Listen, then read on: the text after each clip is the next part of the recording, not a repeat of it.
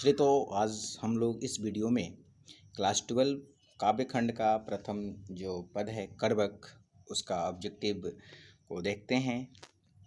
तो पहला जो ऑब्जेक्टिव है वो है कर्वक के कवि कौन हैं। ऑप्शन कबीरदास, सूरदास, मलिक मोहम्मद जायसी और नाभादास। तो इसका जो करेक्ट आंसर होगा वो क्या होगा, तो मलिक मोहम्मद जायसी।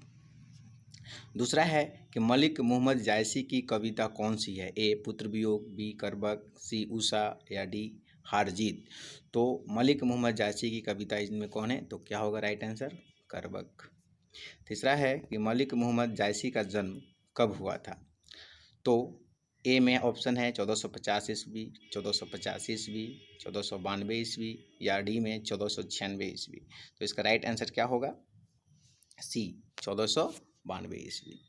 आगे है जायसी का जन्म किस प्रदेश में हुआ था। ए उत्तर प्रदेश, बी मध्य प्रदेश, सी आंध्र प्रदेश, डी इनमें से कोई नहीं।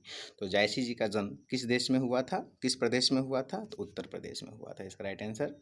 जायसी किस तरह के कवि थे। यहाँ पर जो ऑप्शन है कि जायसी किस तरह के कवि थे। ए में भक्ति कवि, बी में सूफी कवि, सी में श्रृंगारिक कवि और डी में इनमें से कोई नहीं। तो इनका इसका राइट आंसर कौन सा होगा कि ये जो थे सूफी कवि थे। आगे है जायसी का जन्म स्थान कहाँ है। ए इलाहाबाद, बी बनारस, सी कानपुर, डी अमेठी। तो इसका राइट आंसर क्या हो सकता है, डी अमेठी में हुआ था। जायसी के पिता का नाम क्या था। एक शेख मोहम्मद, शेख यमरेख, शेख परवेज या इनमें से कोई नहीं। तो इसका जो राइट आंसर है वो क्या होगा, तो वो देखना है कि कौन सा होगा, ए होगा, बी होगा या सी होगा। तो इसका जो राइट आंसर होगा बी होगा। आगे है कि 8 जायसी थे क्या, धनवान, पहलवान, फकीर या इनमें से कोई नहीं। तो वो क्या थे, फकीर थे। क्या थे, एक फकीर थे।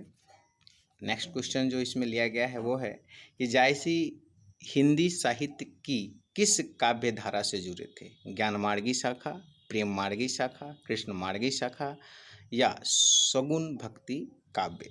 तो इसका जो राइट आंसर होगा, थोड़ा सा सोचेंगे आप लोग भी, तो इसका राइट आंसर क्या होगा, प्रेम मार्गी शाखा। क्या होगा, प्रेम मार्गी शाखा होगा। आगे है जायसी की काव्य की भाषा कौन सी थी। खड़ी बोली, ब्रज, अवधी या अरबी। तो ये क्या था, तो अवधी था। क्या था, तो सी इसका आंसर होगा अवधी। आगे है कि जायसी के काव्य का मुख्य रस क्या है। वात्सल्य रस, श्रृंगार रस, वीर रस या इनमें से कोई नहीं।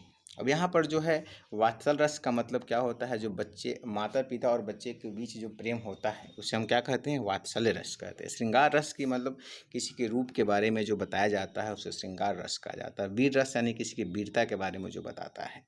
तो यहाँ पर जो है जायसी किस काव्य का मुख्य रस क्या था, तो श्रृंगार रस। क्या है, श्रृंगार रस। तो क्या हो जाएगा इसका ऑप्शन आपका बी हो जाएगा।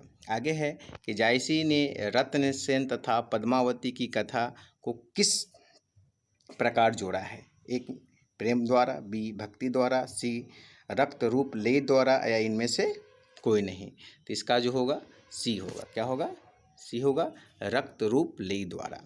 आगे है कि जायसी ने रत्न सेन एवं पद्मावती की कथा को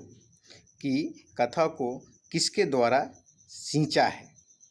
ए अपने आंसुओं से, बी गंगा जल से, सी जल से या इनमें से कोई नहीं। तो क्या होगा, अपने आंसुओं से होगा। आगे है क्वेश्चन नंबर 14 कि जायसी ने किस दोष से युक्त होते हुए भी गुणवान है। जायसी ने किस दोष से युक्त होते हुए भी गुणवान है। ए में जिह्वा, बी नेत्र, सी अंग और डी श्रव्य। तो क्या थे, नेत्र से थे। क्या से थे, नेत्र से। तो इनका इसका राइट आंसर क्या होगा, तो बी होगा। क्या होगा, बी होगा। तो इसका राइट आंसर क्या हो गया, नेत्र दोष। जायसी का काव्य किस प्रकार गंभीर एवं व्यापक है। एक सरोवर की भांति, बी कुएं के भांति, सी समुद्र के भांति या डी नदी के भांति। तो इसमें क्या हो जाएगा, सी समुद्र की भांति। क्या हो जाएगा, समुद्र की भांति। आगे है इनमें से प्रेम के पीर के कवि हैं। ए जायसी, बी नाभादास, सी सूरदास, डी कबीरदास। तो बात जब चल रहा है यहाँ पर जायसी जी के बारे में, तो श्योर है कि इसका आंसर क्या होगा, ए ही होगा, जायसी। आगे है कि करबक कहाँ से लिया गया है, यानी करबक जो पद है वो लिया कहाँ गया से, ए आखिरी कलाम, बी अखरावट, सी मधुमालती या डी पद्मावत। तो कहाँ से लिया गया है, डी पद्मावत से लिया गया है। तो इसका राइट आंसर क्या होगा, पद्मावत होगा। क्या हो जाएगा, पद्मावत। आगे है करबक के रचयिता कौन है, सूरदास, कबीरदास, जायसी या तुलसीदास। तो बात जब चल रहा है यहाँ पर करबक से संबंधित और जायसी से संबंधित, और स्वाभाविक है इसका आंसर क्या हो जाएगा, सी जायसी।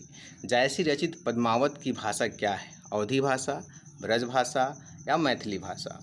तो जायसी द्वारा जो रचित है वो किस भाषा में है, तो हो जाएगा अवधी भाषा में। किस भाषा में हो जाएगा, अवधी भाषा में है। तो इसका राइट आंसर क्या हो जाएगा, ए अवधी भाषा हो जाएगा। आगे है कि मलिक मोहम्मद जायसी किस परंपरा के कवि हैं, सगुन कृष्ण भक्ति परंपरा, सगुन राम भक्ति परंपरा, प्रेमाख्यानक काव्य परंपरा या संस्कृत काव्य परंपरा। तो इसका राइट आंसर जो होगा प्रेमाख्यानक काव्य परंपरा। तो इसका राइट आंसर क्या हो जाएगा, सी हो जाएगा। जायसी ने अपनी आँख की उपमा किससे की है, कमल, कुमुद, सरोवर या दर्पण। तो क्या हो जाएगा, दर्पण से। किससे हुआ है, दर्पण से हुआ है। मलिक मोहम्मद जायसी किस शाखा के कवि हैं, प्रेम मार्गी, ज्ञान मार्गी, राम मार्गी या कृष्ण मार्गी। तो यहाँ पर क्या आंसर, राइट आंसर होगा प्रेम मार्गी। ऊपर भी इस चीज़ की चर्चा हो चुकी है, तो इसका क्या होगा, प्रेम मार्गी। आगे है कि कौन सी कृति जायसी की नहीं है, पद्मावत, अखरावट, आखिरी कलाम या मृगावती। तो इसका राइट आंसर क्या हो जाएगा, मृगावती। और लास्ट क्वेश्चन है कि पद्मावत किसकी रचना है, तो मुल्ला दाऊद की, कुतुबुन की, जायसी की या मंडन की। तो सभी को पता होना चाहिए कि इसका राइट आंसर क्या होगा, जायसी की।